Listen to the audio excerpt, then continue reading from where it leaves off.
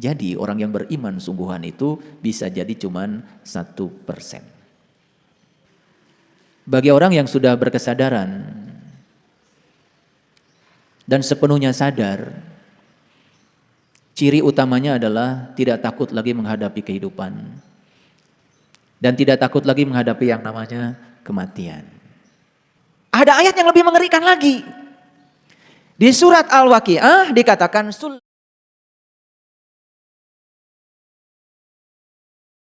Bismillahirrahmanirrahim. Assalamualaikum warahmatullahi wabarakatuh.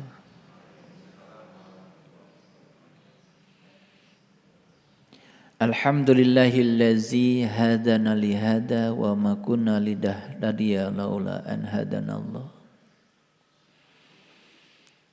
Asyhadu an la ilaha illallah wahdahu la syarikalah wa asyhadu anna Muhammadan abduhu wa rasuluh sallallahu alaihi wasallam la nabiyya ba'da.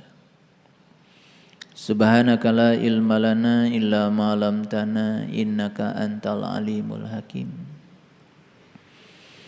Subhanaka Allahumma rabbana wa bihamdika asyhadu an la ilaha illa anta astaghfiruka wa atubu ilaik.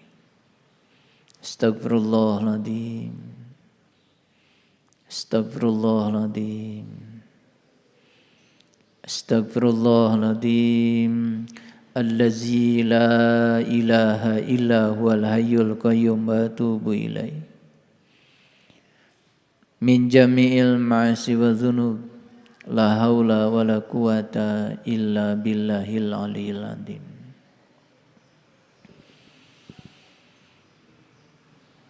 Allah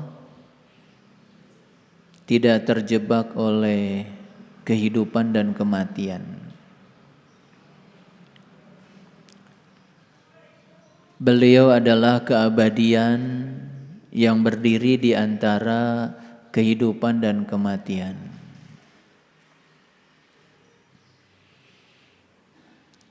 Ruh yang ditiupkan Allah ke dalam diri kita, yaitu ruhku, yang menjadi jantung kehidupan semesta bagi kita adalah bagian dari dirinya.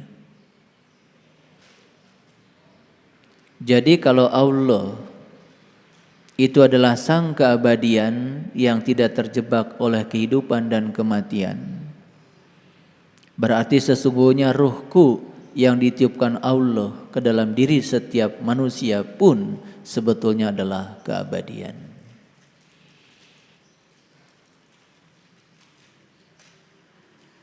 Bagi orang yang sudah berkesadaran dan sepenuhnya sadar, ciri utamanya adalah tidak takut lagi menghadapi kehidupan dan tidak takut lagi menghadapi yang namanya kematian.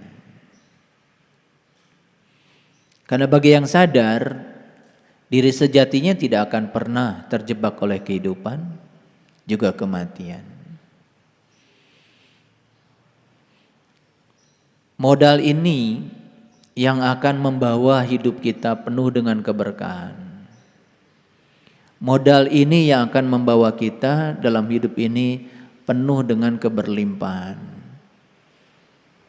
Karena kita sudah menemukan kebahagiaan di dalam diri kita, itulah kuncinya sukses. Orang yang tidak sadar menganggap bahagia itu menunggu kalau sudah sukses. Orang yang sadar justru bahagia dulu, kesuksesan akan datang. Orang yang sadar untuk bahagia tidak usah menunggu teman yang baik datang. Dia bahagia aja dulu, dan teman yang baik pasti akan datang. Jadi kalau bahagia itu selalu banyak syarat yang di luar dan memaksa agar yang di luar seperti yang kita mau, sebetulnya kita semakin jauh dari bahagia. Kita hanya menjadi seorang penunggu dari kebahagiaan itu. Padahal kalau ingin berbahagia, ya berbahagialah. Sesederhana itu. Sekali lagi, kalau ingin berbahagia, ya berbahagialah. Sesederhana itu. Oleh karena itu, pada kesempatan yang penuh berkah ini, kita bersyukur bahwa kita sudah memiliki sebuah kesadaran dan kita selalu bisa bahagia dengan apapun yang terjadi di luar diri kita. Dan kita tidak lagi menjadi kabut putih, kabut hitam, kita sudah menjadi langit biru yang sempurna. Kalau itu sudah kita miliki saat ini, itu adalah harta yang sangat luar biasa, yang tidak dimiliki oleh banyak orang. Oleh karena itu, memiliki kesadaran yang semacam itu merupakan sebuah puncak dari kehidupan.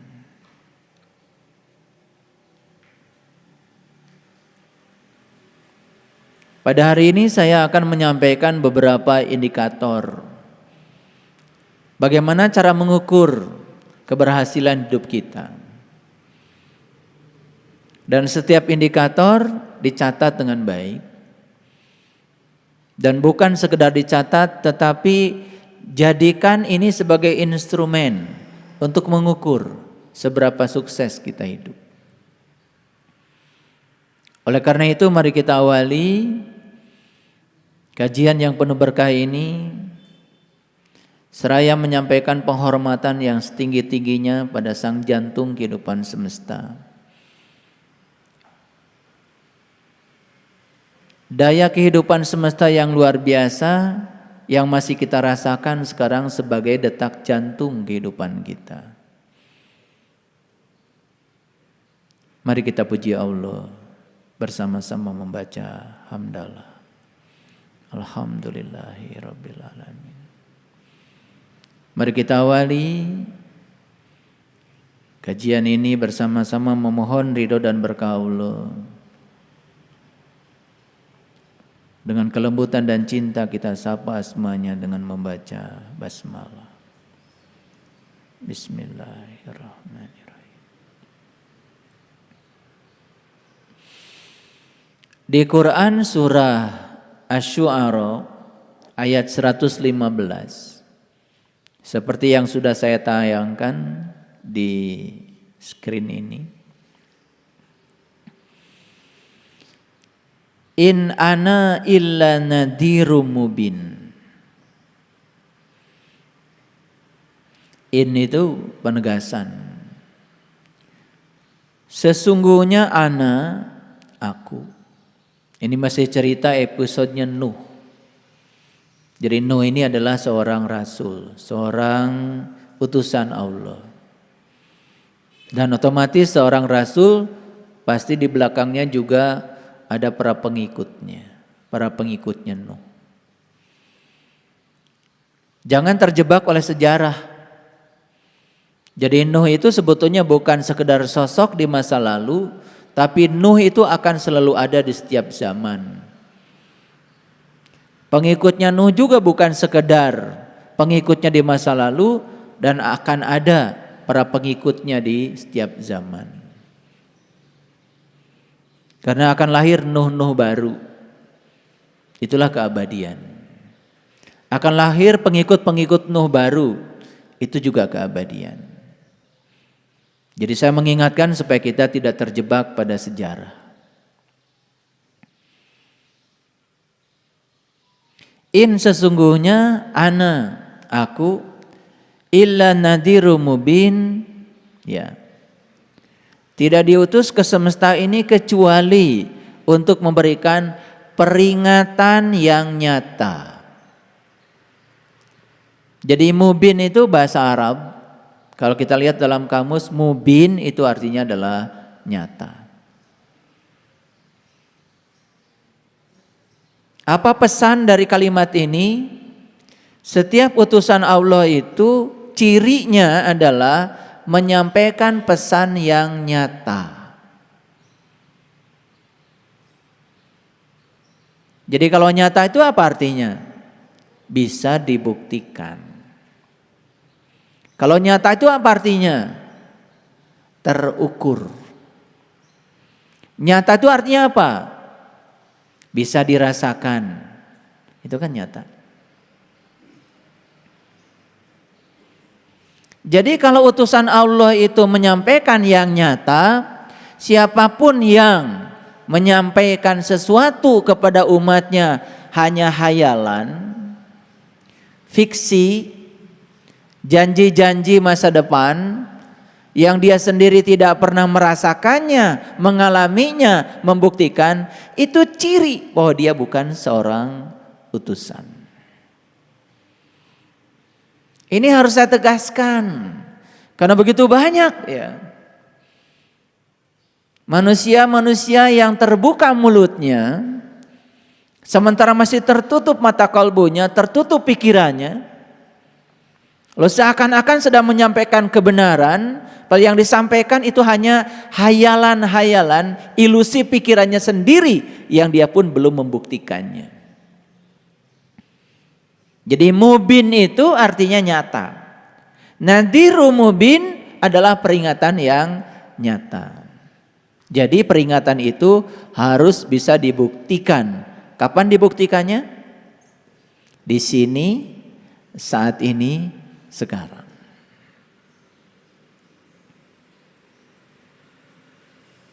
Jadi kalau tidak bisa dibuktikan saat ini, di sini, sekarang,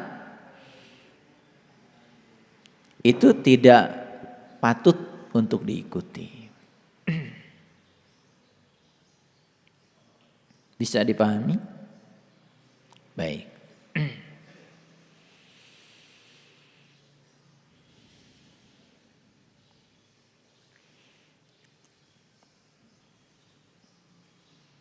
Oleh karena itu maka uswatun hasanah yang diajarkan oleh para utusan itu pasti sesuatu yang dapat dilakukan oleh pengikutnya.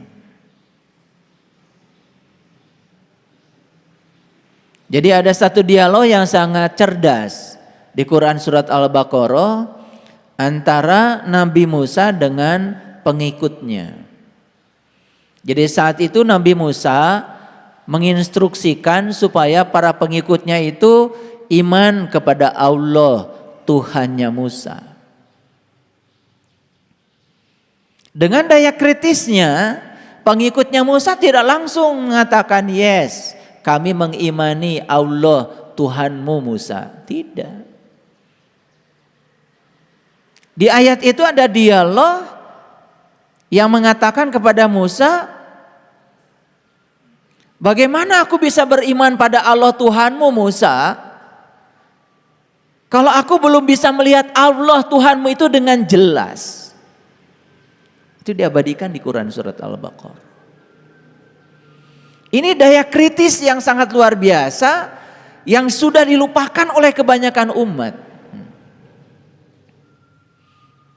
Jadi ketika dia disuruh mengimani Allah Tuhannya Musa, umatnya Musa mengatakan, bagaimana aku bisa iman sama Allah Tuhanmu Musa kalau aku belum melihatnya dengan jelas.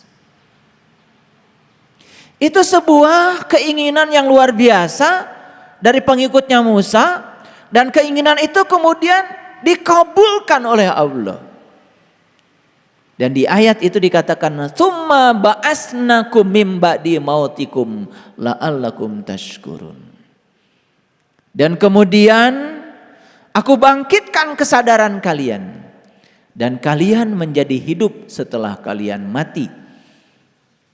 Dan semoga kalian menjadi orang-orang yang tashkurun, orang-orang yang terbuka. Jadi syukur itu arti yang sebenarnya adalah terbuka. Syukur itu kebalikan dari kata kufur. Kufur itu artinya adalah tertutup. Jadi kufur itu bukan ingkar. Mencari orang yang mengingkari Allah sulit. Tetapi mencari orang yang tertutup penglihatannya kepada Allah banyak. Jadi jangan heran kalau di Quran dikatakan orang yang bersyukur itu jumlahnya sangat sedikit. Qalilam ma tashkurun. Qalil dalam bahasa Arab itu artinya 1%. Sedangkan kasir dalam bahasa Arab artinya 99%. Jadi qalil itu cuma 1%. Sedangkan kasir 99%. Jadi kalau Quran mengatakan qalilam ma tashkurun, yang bersyukur itu cuma 1%, berarti yang terbuka. Yang sudah terbelah langit rohaninya sehingga dia bisa menyaksikan sejati dirinya, itu sebetulnya cuma 1%. Jadi orang yang beriman sungguhan itu bisa jadi cuma 1%.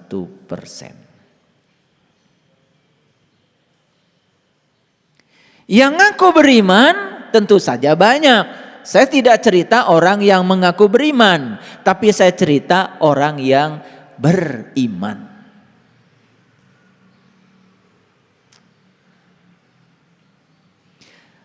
Ada ayat yang lebih mengerikan lagi.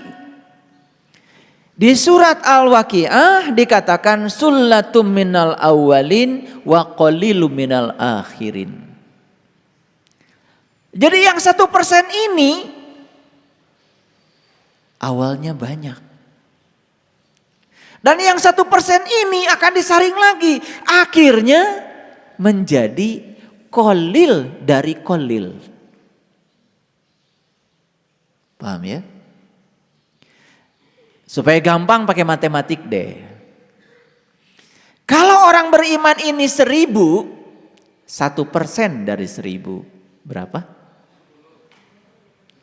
10. Nah yang 10 ini akan disaring lagi.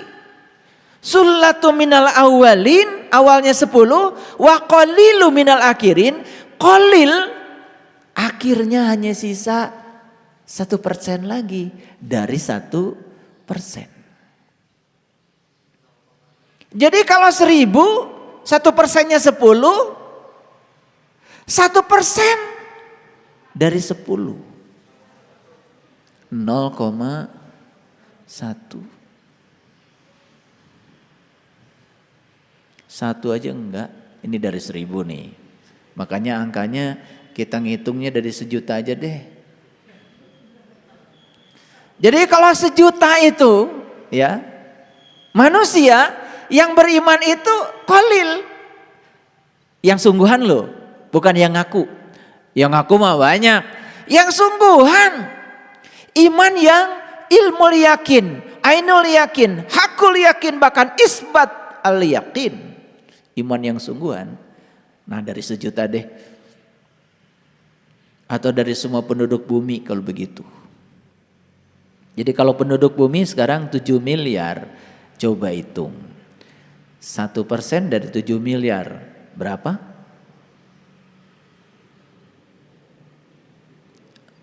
7 juta. Oh jangan salah nih matematik. Nah sekarang 1% lagi dari 7 juta. Berapa?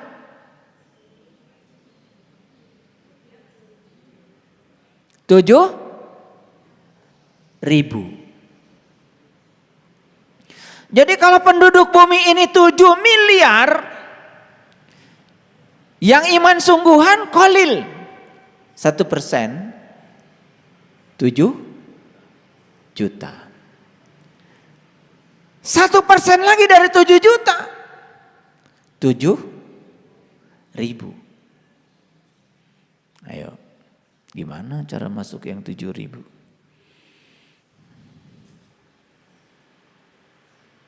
Sullatu minal awalin, awalnya banyak, wa qalilu minal akhirin. Jadi sesungguhnya nanti sisanya itu cuman 1% dari 1%. Ngerti ya?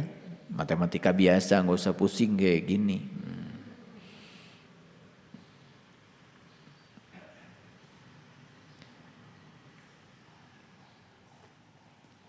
Gitu. Nah, oleh karena itu para utusan Allah itu diutus ke semesta ini hanya untuk menyampaikan peringatan yang nyata.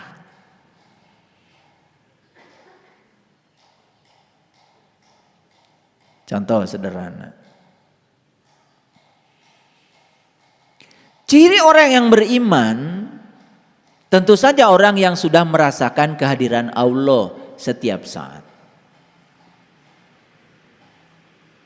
Bahkan tidak merasa terpisah walaupun 1 detik karena kesadarannya sudah mencapai kesadaran murni.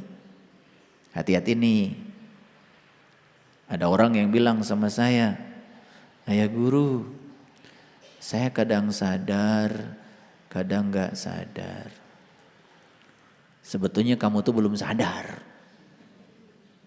Jadi kalau kita kadang sadar, kadang tidak sadar, itu pengakuan kita saja. Aslinya itu sebetulnya belum sadar. Karena orang yang sudah sadar, murni kesadarannya tidak mungkin terjebak oleh sadar dan tidak sadar. Karena di Quran itu tidak ada kata-kata iman itu bertambah dan berkurang, gak ada ayatnya. Yang ada itu huwallazi anzala sakinata fi qulubil mu'minin liyazdadu imanan. Jadi saya tidak menemukan ayat di Quran yang mengatakan iman itu kadang bertambah, kadang berkurang. Nah, yang kadang bertambah, kadang berkurang itu karena kitanya ngaku iman aja, belum iman beneran. Yang iman beneran terus bertambah. Perhatikan kata-kata saya. Yang sadar beneran tidak mungkin kadang sadar, kadang tidak sadar. Yang kadang sadar, kadang tidak sadar itu rarasaan.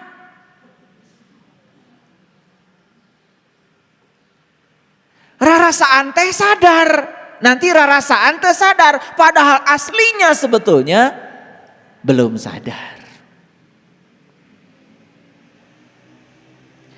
Maka mereka yang sudah mencapai kesadaran murni tidak mungkin terjebak oleh kadang sadar, kadang tidak sadar. Kadang nambah, kadang kurang, gak ada. Yang imannya suka kadang nambah, kadang kurang, itu karena rarasaan teh geus iman. Paham ya? Awas, ini jangan sampai kecele ya. Ngaku-ngaku gitu. Nah, orang yang sadar nih, ngerti sadar. Makanya sering disebut hidupnya itu sudah meditatif, itu bahasa kerennya. Hidupnya itu sudah meditatif. Meditatif berasal dari kata meditasi. Pernah lihat orang meditasi?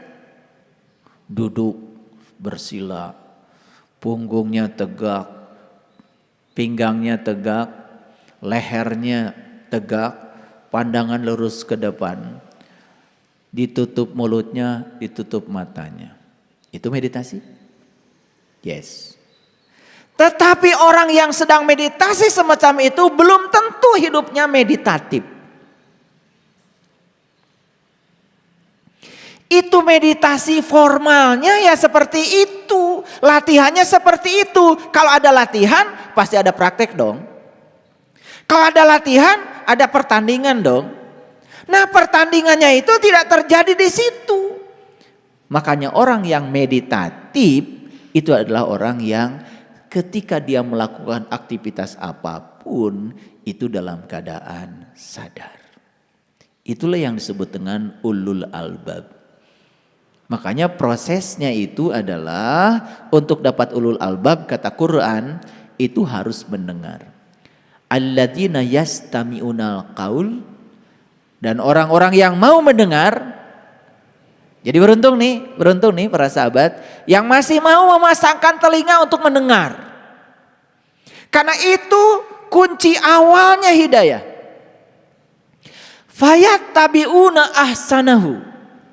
Tapi tugas berikutnya setelah mendengar apa? Mengikuti yang terbaik. Ulaika hadahumullah. Kalau setelah mendengar itu mengikuti, maka dia akan mendapatkan akan mendapatkan hidayah. Ulaika hum ulul albab, maka puncaknya hidayah dia menjadi ulul albab. Nah, siapa ulul albab itu? Adalah orang yang berdiri, duduk dan berbaring selalu ingat kepada Allah. Ingat kepada Allah berarti selalu merasakan kehadirannya.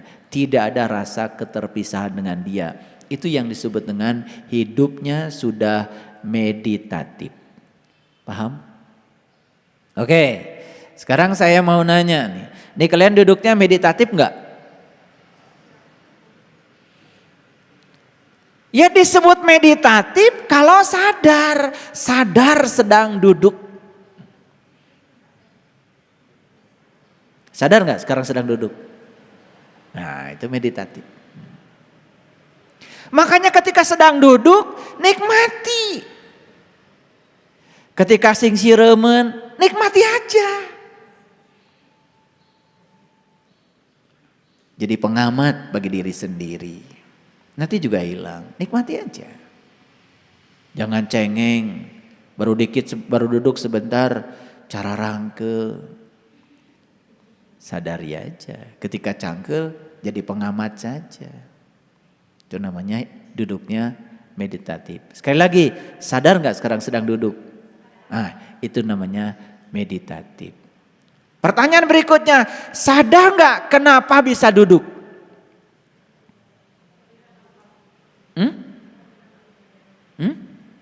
Kehadiran Allah. Terlalu jauh jawabannya.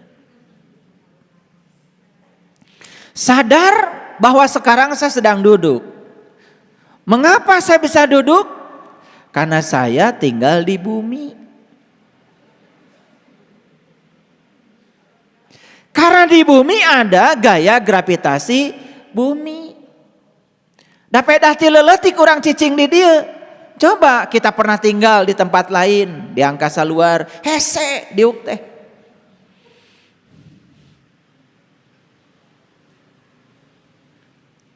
Kita sekarang masukkan kopi, nyeduh kopi, ngambil air panas, kocek-kocek, geluk.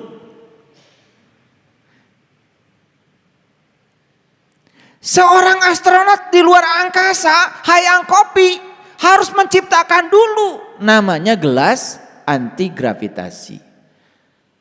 Kopi nanti lelempangan.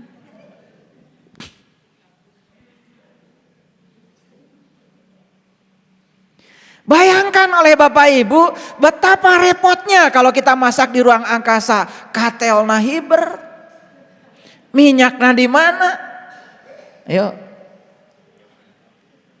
Karena kita tuh gak pernah sampai situ kesadarannya. Makanya kesadaran setiap orang berbeda-beda.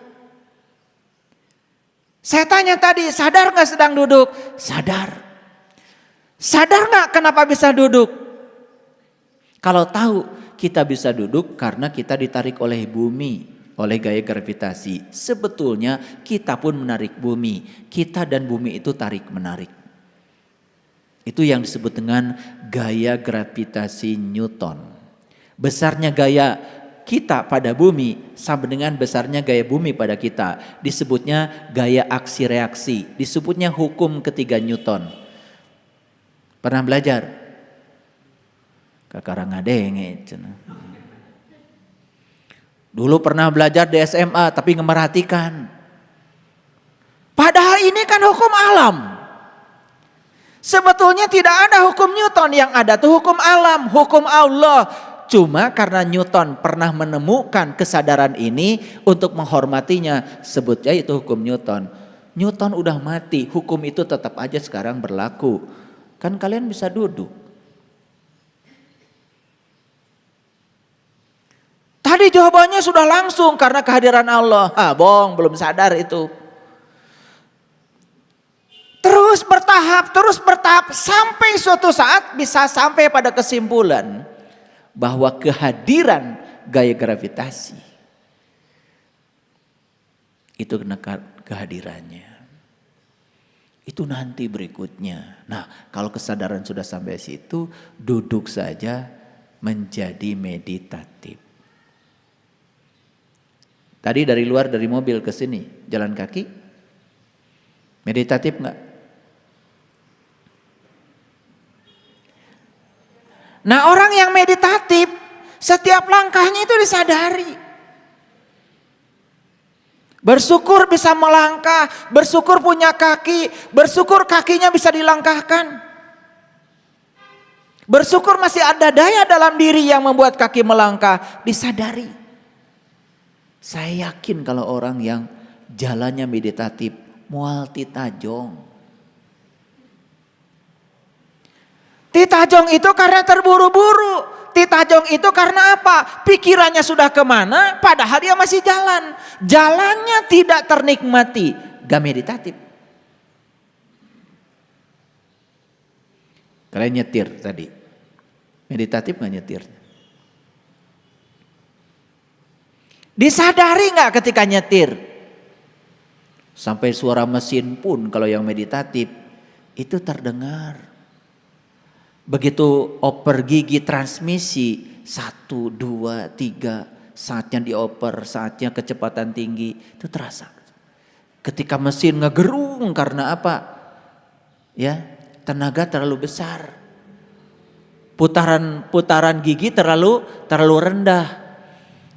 Coba kasih gigi 2, tenaga besar. Padahal jalan sudah rata. Pengennya kan gigi 3, gigi 4, gigi 5, gigi 6. Pengennya kan begitu. Coba begitu sejalan. Jalan rata. Gaya gravitasi yang harus dilawan tidak terlalu berat.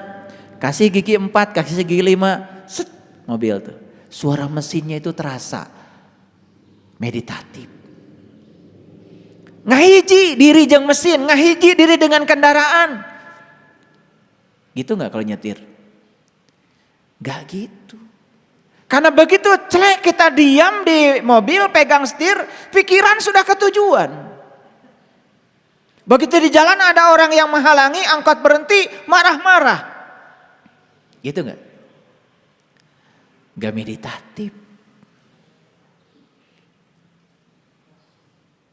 So, masak di dapur. Begitu katel wajan sudah pasang, cetrek, kompor dinyalakan. Sadar nggak kenapa bisa nyala? Karena saking rutin tiap hari lihat nyala api sampai tidak disadari. Pernah nggak menyadari kenapa bisa nyala? Ada apa di situ? Kan nyala itu proses oksidasi. Proses oksidasi, apa itu? Karena ada gas. Gas ketemu dengan api, nyala.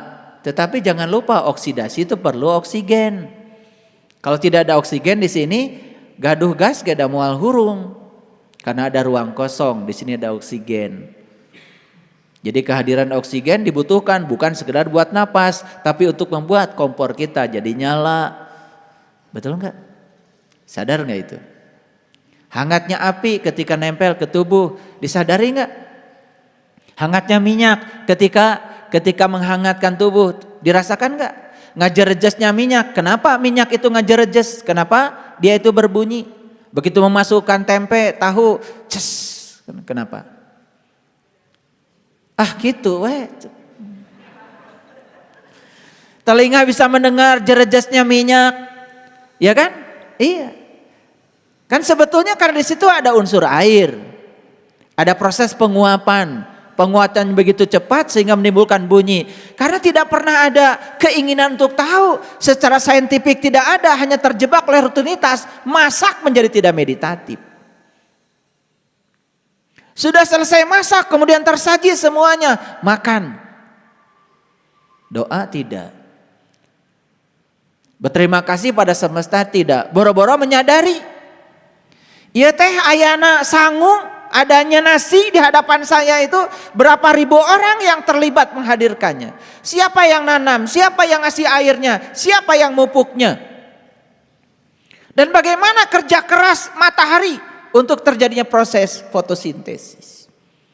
Bagaimana terbentuknya. Oh apalagi lari sampai kepada Allah. Orang mangan melak we wungkul ceb we. Nu ngajadikeun eta saha setiap saat diurus diatur. Robil alaminya Allah tuh terasa kalau meditatif. Robil alaminya Allah nggak terasa.